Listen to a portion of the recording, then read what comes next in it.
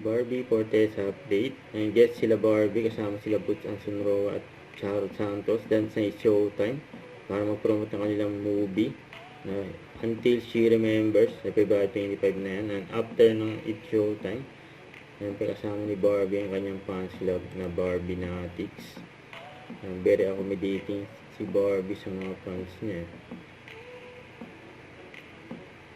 Ayan, masaya si Barbie.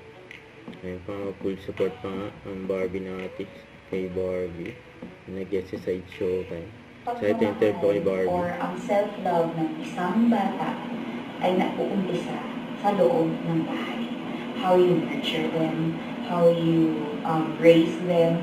Kasi ako feeling ko, as my character Angel, kung minahal ako ng tama ng parents ko, hindi ako maghahanap ng pagmamahal sa iba. Hindi ako, I will not feel lost. Or hindi ko kakailanganin hanapin ang true meaning of love.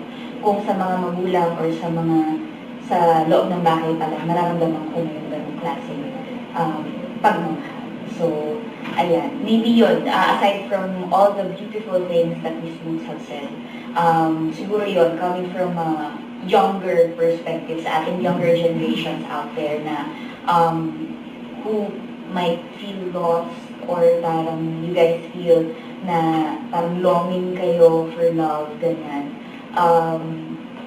Lagi niyong iisipin na may nagmamahal sa inyo at you are never alone and that katulad ng character ko, kahit saan kayo tumingin, there is love. So, wag kayong mawalan ng pag-asa and just feel love always in always. Yeah. Wow, taray mo. If I may.